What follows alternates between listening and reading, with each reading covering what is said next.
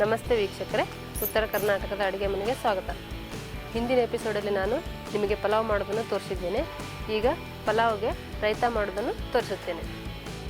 ರೈತಾ ಮಾಡಲು ಬೇಕಾಗಿರುವ ಸಾಮಗ್ರಿಗಳು: 1 ಕಪ್ ಮೊಸರು, ಸಣ್ಣದಾಗಿ ಕಟ್ ಮಾಡಿರುವ ಈರುಳ್ಳಿ, ಸಣ್ಣಗೆ ಕಟ್ ಮಾಡಿದ ಕ್ಯಾರೆಟ್, ಸಣ್ಣಗೆ ಕಟ್ ಮಾಡಿರುವ ಟೊಮೆಟೊ ಮತ್ತು ಕಾಯಿ ತುರಿ. ನಿಮಗೆ ಬೇಕಾದಲ್ಲಿ ಸೌತೆಕಾಯಿಯನ್ನು ಸಹ ಸಣ್ಣದಾಗಿ ಕಟ್ ಮಾಡಿ ಸೇರಿಸಿಕೊಳ್ಳಬಹುದು. ಅಚ್ಚ ಖಾರದ ಪುಡಿ 1 table spoon, jeera powder 1 tea spoon, ರುಚಿಗೆ ತಕ್ಕಷ್ಟು ಉಪ್ಪು.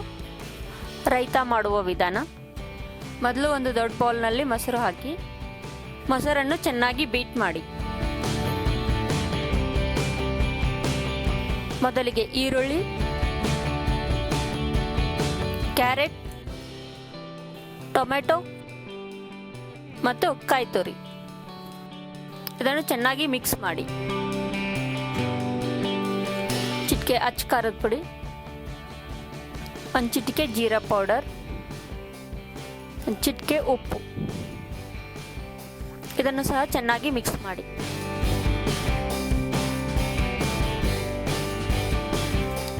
ಕೊನೆಯಲ್ಲಿ ಕೊತ್ತಂಬರಿ ಹಾಕಿ ಮಿಕ್ಸ್ ಮಾಡಿ. ಈಗ ಪಲಾವ್ ಜೊತೆ ಸವಿಯಲು ರೈತಾ ಸಿದ್ಧ. ರೈತಾ ಮಾಡುವ ವಿಧಾನ ಇಷ್ಟವಾದಲ್ಲಿ ಲೈಕ್ ಮಾಡಿ, ಕಮೆಂಟ್ ಮಾಡಿ ಮತ್ತು ಸಬ್ಸ್ಕ್ರೈಬ್ ಆಗಿ. ಧನ್ಯವಾದಗಳು.